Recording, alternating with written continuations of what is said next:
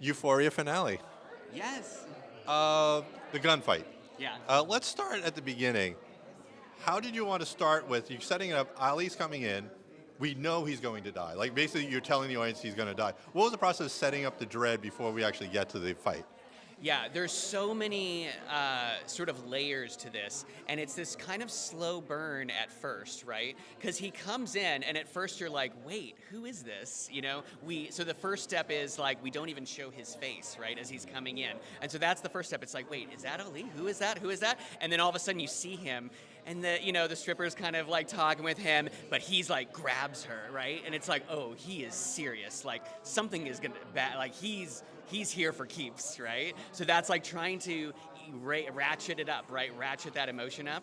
And then again, you build up the tension, with the other actor comes in, G, this is Alamo's, kind of right hand man, and that scene is all about ratcheting up the tension, and it's just like what does he know? And then Ali keeps escalating, right? He's like under the table, right? And so it's just you just keep adding emotion, adding tension, and building because and Alamo is behind the glass, right, with Maddie, and it's like, oh well, when is he gonna find out, right? But Alamo doesn't find out until boom, right? G gets shot, and then Alamo jumps up and is like, what is gonna happen, right?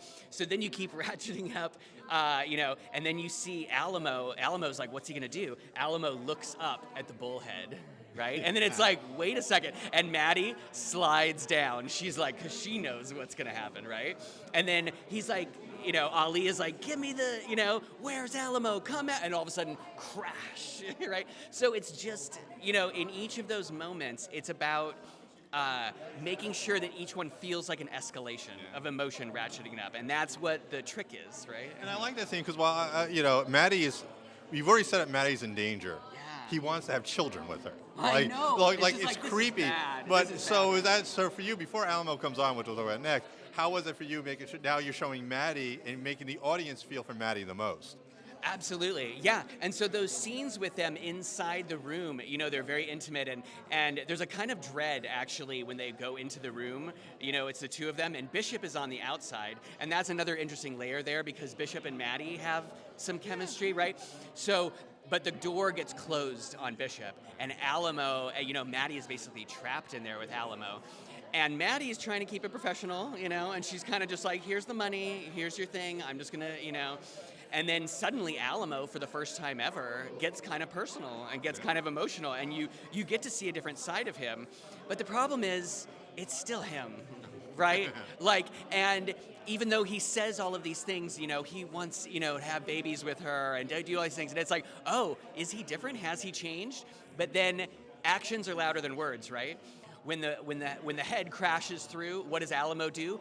Grabs Maddie as a shield, right? Actions are louder. So he doesn't really care. That was my best moment. Like creatively, like that was amazing. Like you did that. But now you also established that he's willing to cheat. But we know Ali is not. So when you're setting up the gunfight, how did you want to play in the audience thinking one of them will honor the deal, wait for the bottle to drop, the other one's going to break it? Yeah, and actually I made a very specific editing choice in that moment. So there's a moment when Alamo specifically says, and no cheating now, right? And so there's this one angle that they used, and it's from the side. So the camera is just right on the side. It's the side of Alamo and a shot from the side of Ali. And I only used those two shots for the cheating line. So in order, because that's such an unusual and special shot from the side that doesn't look like any other angle. So I saved it, and I only used it when Alamo is like, no cheating now. And I'm like, because you're right. Because that's what we're trying to build up is like, well, of course he's going to cheat, right? And then, of course, how was it then having the bottle roll, the old 12 o'clock clock, and ending with the awesome twist of Bishop actually saving Ali? What was the process like setting up with the clock, really, and then paying it off with that. It was really fun, and I went and watched a bunch of old, duels, and kind of the ticking clocks. And I know there's the one movie where there's a stopwatch that has the little song, and when the song runs out, the duel happens, and so there's all these different versions of that. And I really loved playing with that moment, where the bottle's rolling. And there was one choice that I made actually in the music to really emphasize the bottle rolling.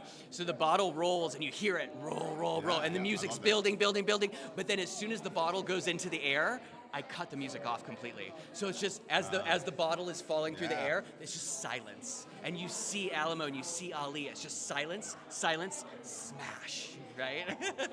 To emphasize that moment, right? And then finally, the last shot Yeah. of the series Oh, yeah. with Zendaya. How was that when you saw it emotionally? Because you've been on the journey with this too, with the film. Yeah. What was the experience like getting the payoff of that moment? Unbelievable. I mean, every time, all the editors, we would sit and we would watch, the whole episode together, and we all cried every time. It was really devastating. It felt like we were losing a friend.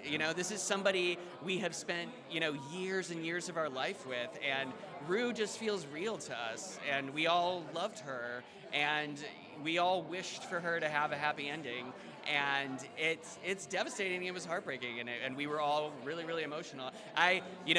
14 months before the show came out, I read the script and I cried for 2 days. Yeah.